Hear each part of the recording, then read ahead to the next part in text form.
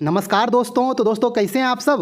दोस्तों हमने 2-3 दिन पहले एक वीडियो अपलोड किया था और उसमें आपको बताया था कि केवीएस में टोटल कितना फॉर्म अप्लाई हुआ है। Teaching and non teaching post में अलग अलग पोस्ट वाइज आपको दिखाए थे कि टोटल कितना कैंडिडेट फाइनली फॉर्म सबमिट किया, अप्लाई किया, वो आपको बताए दिखाए। यदि आप लोग वो वीडियो देखे हैं तो आपको सब कुछ पता होगा, आप सब डाटा देखे होंगे। यदि आप वो वीडियो नहीं देखे हैं तो उसका लिंक कमेंट्स बॉक्स में दे देंगे, आप लोग वो वीडियो देख सकते हैं और समझ सकते हैं कि आपको उसमें क्या क्या डाटा बताए हैं। ओके, तो उसी के रिगार्डिंग आपको इस वीडियो में ये बता रहे हैं कि कुछ कमेंट्स ऐसा आया कि ये फेक है, ये फर्जी है, फर्जी क्यों दिखा रहे हो, फेक क्यों दिखा रहे हो, आरटीआई डाटा तो ऐसे होता है, आरटीआई में ये दिखाओ, वो दिखाओ, रजिस्ट्रेशन नंबर दिखाओ, ये वो जो भी है, कुछ ऐसा कमेंट्स आया। आप उसे असामाजिक तत्व बोल सकते हैं ना। तो उसी के रिगार्डिंग आपको थोड़ा इसमें बता दे रहे हैं कि क्या वो आरटीआई रिप्लाई फेक था या क्या था। आपको इसमें रजिस्ट्रेशन नंबर भी दिखाएंगे, सब कुछ दिखाएंगे। आपको जहां से वेरीफाई करना है, जो करना है आप कर सकते हैं। ओके, और एक बात बता दें दोस्तों, आपको यदि लगता है कि कोई डाटा फेक है, फर्जी है, तो आप उसका पहले वेरीफाई कर लें। वेरीफाई कैसे होगा, तो आपको हम आरटीआई रिप्लाई दिखा रहे हैं कि ऐसा ऐसा आरटीआई रिप्लाई में डाटा आया है, तो आप लोग भी सिंपल सा काम कर सकते हैं, आरटीआई फिल कर सकते हैं। ओनली 10 रुपया चार्ज लगेगा। आप यदि गरीबी रेखा से नीचे आते होंगे तो आपको कोई भी चार्ज नहीं लगेगा। सिंपल सा बात है ना।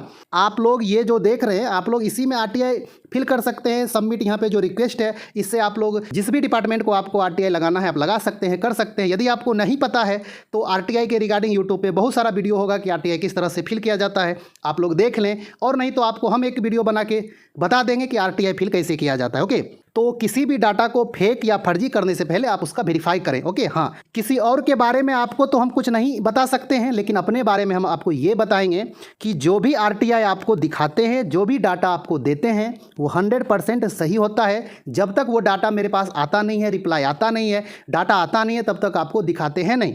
ये टोटल फॉर्म फिलअप के रिगार्डिंग हमने जनवरी से ही आरटीआई लगाना स्टार्ट कर दिया था। बहुत सारा आरटीआई लगाया, लेकिन हमेशा रिप्लाई आया कि डाटा अभी अवेलेबल नहीं है, ऐसा करके आया। आपको सिर्फ 1 से 2 बार दिखाए कि ऐसा ऐसा आया, उसके बाद आपको हम दिखाना बंद कर दिए। इसलिए जनवरी से चलते चलते अभी मार्च में फाइनली डाटा दिया गया तो आपको दिखाए। अब इसके बाद भी यदि आपको कोई डाउट होता है तो आप उसको कंफर्म करें आरटीआई लगा के, है ना।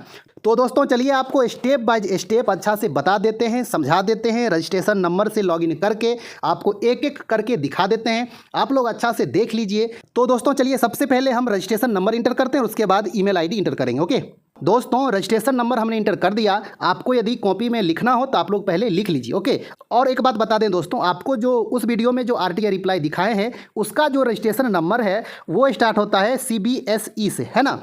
तो अब आप लोग बोलिएगा कि ये तो रजिस्ट्रेशन नंबर अलग है, तो आप लोग वीडियो को आगे तक देखें स्टेप बाय स्टेप, तब आपको पता चलेगा। जो आपको उस आरटीआई रिप्लाई में दिखाए थे आपको तब पता चलेगा जब आप स्टेप बाय स्टेप देखेंगे कि ये CBSE करके रजिस्ट्रेशन नंबर कहाँ से आया। ओके, तो चलिए हम लोग ईमेल आईडी इंटर करते हैं और उसके बाद लॉगिन करते हैं। आप लोग ये रजिस्ट्रेशन नंबर अच्छा से ध्यान में रखिएगा।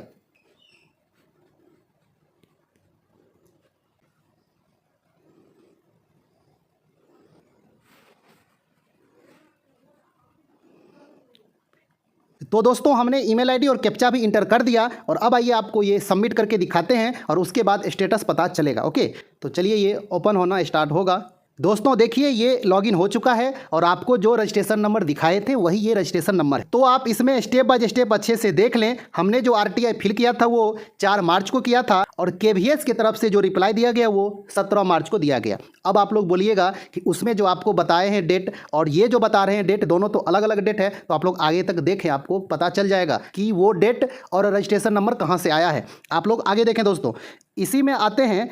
तो ये जो रिप्लाई आया है, रिप्लाई नंबर 3, यानी कि हमने जो क्वेश्चन पूछा था उसमें जो पॉइंट नंबर 3 था उसका ये रिप्लाई आया है कि प्रश्न स्पष्टीकरण सुझाव आरटीआई अधिनियम 2005 की धारा 2F के अंतर्गत नहीं आते हैं, फिर भी लिखित परीक्षा प्रवेश पत्र डाउनलोड करने, साक्षात्कार, CPT परिणाम और अन्य अद्यतन आदि की जानकारी हेतु आवेदक नियमित रूप से केवीएस वेबसाइट का अवलोकन करते रहे। ये तो रिप्लाई आया 3 नंबर का। आपको तो ये पता नहीं है कि 3 नंबर में क्वेश्चन क्या था, तो आपको ये भी देखना पड़ेगा कि हमने क्वेश्चन क्या क्या केवीएस को पूछा था। और इसके बाद दोस्तों आप लोग यहाँ पे ध्यान दें, सबसे जो ज़्यादा इंपॉर्टेंट है दोस्तों, ये आप लोग यहाँ पे अच्छे से देखें। Your RTI application has been forwarded to multiple publish public authority. Okay, इसका अर्थ हुआ ये कि जो केवीएस के पास जानकारी था, जो उसको देना था वो दे दिया, पॉइंट नंबर 3 का। इसके अलावे जो क्वेश्चन था उसको वो फॉरवर्ड कर दिया। कहाँ कर दिया? तो आप लोग यहाँ पे देखें, इस पे हम लोग करते हैं click here to view details. Okay, तो इस पे हम जब करेंगे क्लिक तो ये आया। ये क्या आ रहा है दोस्तों? रजिस्ट्रेशन नंबर ये CBSED/R/X/23/0003 जो भी है ना, आप लोग अच्छे से देख लें और इसको नोट कर लें कॉपी में। और ये पब्लिक ऑथोरिटी है कौन? तो CBSE है। इसको ये RTI फॉरवर्ड कौन किया था? तो KVS के द्वारा किया गया, जो आपको दिखाए, है ना। CBSE के पास जो गया तो एक नया रजिस्ट्रेशन नंबर बन गया ये, है ना। तो अब मेरे पास जो हो गया दोस्तों वो 2 रजिस्ट्रेशन नंबर हो गया। कौन कौन हो गया? आपको जो दिखाए थे KVS करके, जो हमने स्टार्टिंग में फिल किया था RTI, एक तो रजिस्ट्रेशन नंबर वो था, और एक अब हो गया नया रजिस्ट्रेशन नंबर ये, जो कि KVS के द्वारा फॉरवर्ड किया गया CBSE को। ये भी रजिस्ट्रेशन नंबर मुझे दिया गया कि आप इससे अब स्टेटस चेक करते रहे कि CBSE के द्वारा रिप्लाई आता है या नहीं। समझ में आ गया? तो अब हम क्या कर सकते हैं दोस्तों, KVS वाला जो रजिस्ट्रेशन नंबर है उससे भी लॉगिन कर सकते हैं, और ये CBSE वाला जो रजिस्ट्रेशन नंबर है इससे भी हम कर सकते हैं लॉगिन। तो आपको जो उस वीडियो में दिखाए थे RTI रिप्लाई, उसमें आपको ये रजिस्ट्रेशन नंबर से हम लॉगिन करके दिखा दिए कि ये आ चुका है, और आपको PDF डाउनलोड करके दिखा दिए। लेकिन उस वीडियो में हम क्या किए थे कि यहाँ तक थोड़ा मतलब हाइड कर दिए थे। ओके, लेकिन आप लोग देख सकते हैं कि स्टार्टिंग में आपको यही मिलेगा, जो शो होता होगा आपको यहाँ तक दिख सकता है। ओके, लेकिन ओरिजिनल में उसका पूरा RTI रजिस्ट्रेशन नंबर यही था। समझ में आ गया दोस्तों? तो CBSE क्या किया दोस्तों कि 29 मार्च को फाइनली रिप्लाई दिया, और रिप्लाई ये PDF दिया। और ये कौन सा PDF है? जो आपको दिखाए हैं वही PDF है। तो आपको अभी भी ये PDF डाउनलोड करके दिखा देंगे। लेकिन उससे पहले आप लोग देखें कि हमने क्वेश्चन क्या क्या पूछा था, क्योंकि कुछ कमेंट्स क्या आया कि RTI लगाया CBSE को लेकिन डाटा पूछ रहा है KVS का, ऐसा क्यों? ओके, तो ऐसा इसलिए कि ये फॉरवर्ड किया गया था KVS के द्वारा। तो आइए आपको दिखा देते हैं कि हमने क्वेश्चन क्या क्या पूछा था। दोस्तों, क्वेश्चन को देखने के लिए हम लोग यहाँ पे चलेंगे। आप लोग यहाँ पे देखें, प्रिंट RTI एप्लीकेशन, हम लोग इस पर करते हैं क्लिक, और उसके बाद आपको क्वेश्चन दिखाते हैं, और इसमें जो रजिस्ट्रेशन नंबर आएगा वो यही वाला आएगा। आप लोग अच्छा से ध्यान देते रहिएगा। ओके, तो चलिए हम लोग इस पर क्लिक करते हैं। ओके दोस्तों, आप लोग देख लें, जो हमने रिक्वेस्ट डाला था उसमें जो रजिस्ट्रेशन नंबर था वही है, सेम है। आपको दिखाते हैं कि हमने क्वेश्चन क्या क्या पूछा था।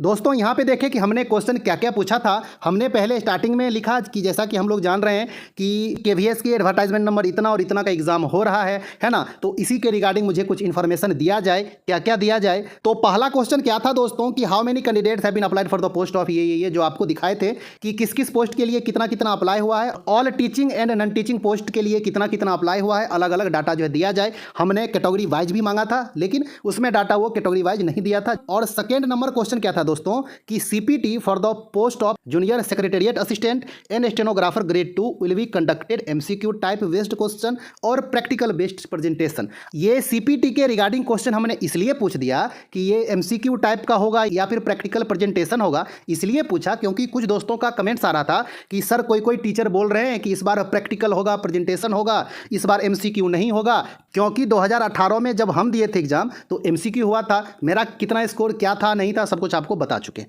ओके, और इस बार भी आपको हम बताए हैं कि MCQ होगा, क्योंकि सिलेबस पूरा सेम टू सेम है, डिट्टो है। जिस तरह का CPT का सिलेबस 2018 में था उसी तरह का इस बार भी है, इसलिए आपको बोल रहे हैं कि MCQ टाइप का होगा। लेकिन कुछ दोस्तों का जब कमेंट्स आता है ऐसा, तो मुझे लगता है कि चलो क्वेश्चन पूछ ही दिया जाए, RTI लगा ही दिया जाए। ओके, और थर्ड नंबर क्या हमने पूछा दोस्तों कि जैसे का SSA का स्टेनोग्राफर ग्रेड 2 और SO का जो है क्या वैकेंसी इंक्रीज होने की चांस है, क्या कुछ वैकेंसी इंक्रीज हो सकती है। और कुछ दोस्तों का ये भी कमेंट था कि टोटल कितना APR हुआ उसके बारे में बताइए। तो हमने RTI लगा दिया है, रिप्लाई आ जाएगा तो आपको दिखा देंगे।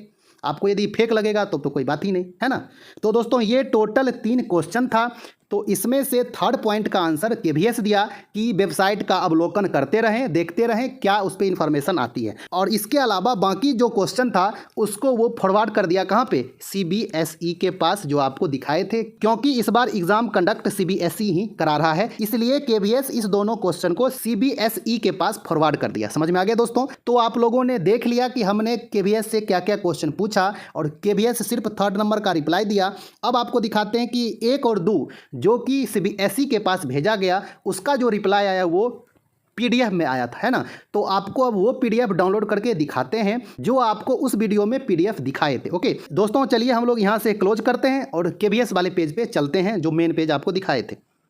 तो दोस्तों हमने उसको क्लोज कर दिया, आपको 3rd नंबर दिखाए ही, और अब आइए इस पर करते हैं क्लिक जो हम लोग देखे थे, और अब इस PDF को डाउनलोड करते हैं जो कि CBSE के द्वारा दिया गया है। आपको जो उस वीडियो में दिखाए थे PDF और जो रजिस्ट्रेशन नंबर स्टार्ट हो रहा था वो यही था, और ये जो PDF है वो वही PDF है। आइए आपको दिखाते हैं, आप लोग इसको अच्छा से ध्यान में रखिएगा। ओके आइए हम लोग इस पर क्लिक करते हैं। तो इस पर हम लोग जो है क्लिक किए दोस्तों, तो लिखा रहा है डाउनलोड फाइल अगेन, क्योंकि पहले से डाउनलोड है इसलिए ये इस तरह करके आ रहा है। तो हम लोग करेंगे डाउनलोड अगेन, आप लोग अच्छे से देख लें। अब आया ये ओपन करने का, तो हम लोग इससे ओपन करते हैं, आप लोग साफ साफ देख लें। ओके ये आप लोग यहाँ पे देखें, आप लोग ये जो देख रहे हैं रजिस्ट्रेशन नंबर वही है। इसमें अब कुछ कहेंगे कि 1512 कहाँ से आया, तो ये CBSE के द्वारा कुछ कोड होगा जो कि CBSE जाने। समझ में आ गया दोस्तों, आपको जहां से वेरीफाई करना है, जो करना है आप इस रजिस्ट्रेशन नंबर से कर सकते हैं। समझ में आ गया कि नहीं। चलिए, तो आपको जो दिखाए थे वो यही PDF दिखाए थे। पहला क्वेश्चन आपको दिखाए थे कि इस तरह का डाटा हमने मांगा था और ये डाटा दिया गया। आपको एक एक करके डाटा दिखाए थे कि किस पोस्ट में कितना कितना अप्लाई हुआ है। समझ में आ गया। इसको थोड़ा सा हम लोग जूम कर देते हैं, आप लोग एक बार अच्छे से देख लें। यदि आप लोग नहीं देखे हैं तो आप लोग एक नज़र देख लें। और ये वो क्वेश्चन है दोस्तों जो हमने 3 क्वेश्चन पूछा था, उसी में से जो पहला क्वेश्चन था वो ये है, और उसका रिप्लाई इधर दिया गया कि टोटल कितना कितना अप्लाई हुआ है। और उसके बाद जो सेकंड था क्वेश्चन कि CPT किस तरह से होगा, तो इसमें लिखा है कि आवेदक द्वारा मांगी गई जानकारी स्पष्टीकरण प्रकृति की है, इसलिए RTI अधिनियम 2005 की धारा 2F के अंतर्गत नहीं आती। मतलब हम जो ये CPT के बारे में पूछे कि MCQ टाइप का होगा या फिर प्रैक्टिकल होगा, यानी कि हम स्पष्टीकरण मांग रहे हैं, क्लैरिफिकेशन मांग रहे हैं, इसलिए कोई भी इन्फॉर्मेशन देने से मना कर दिया। समझ में आ गया दोस्तों। तो यही फेक RTI का हकीकत था। समझ में आ गया। तो जो फेक कर रहे होंगे उनके मुंह पे एक जोरदार तमाचा है। जिनको भी फेक लगता होगा आप RTI के रजिस्ट्रेशन नंबर से वेरीफाई करें, और उससे पहले आप RTI फिल करें। आपको RTI का R भी नहीं होगा पता, लेकिन फेक में आप आगे रहते हैं, है ना। आप लोग पढ़ाई लिखाई पे ध्यान दें, पढ़ें लिखें, जॉब करें, उसके बाद ज्ञान देना स्टार्ट करें। हम भी जॉब में आए उसके बाद आपको कुछ बता रहे हैं, आपको कुछ ज्ञान दे रहे हैं, आपको कुछ बताते हैं, समझाते हैं, आपको कोई क्वेश्चन करवाते हैं, क्योंकि हम जॉब में आ गए हैं इसलिए।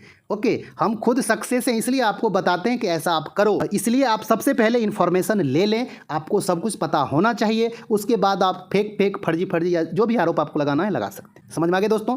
शायद ये वीडियो थोड़ा लंबा हो गया होगा, इसके लिए सॉरी, लेकिन ये पूरा बात बताना जरूरी था। समझ में आ गया दोस्तों, क्योंकि उस 4-5 के वजह से जो हम पे फेथ करते हैं कि इनका वीडियो सही होता है, ये जो भी दिखाते हैं वो एकदम सही दिखाते हैं, तो उनको भी थोड़ा डाउट होना स्टार्ट हो जाएगा। इसलिए मुझे लगा कि नहीं, पूरा स्पष्ट दिखाना चाहिए। तो दोस्तों होप सो कि आपको अब सब कुछ समझ में आ गया होगा। आपको यदि ये जानकारी अच्छी लगी होगी तो वीडियो को लाइक कर दें, और इसी तरह का 100% सही इन्फॉर्मेशन के लिए आप चैनल के साथ जुड़े रहें।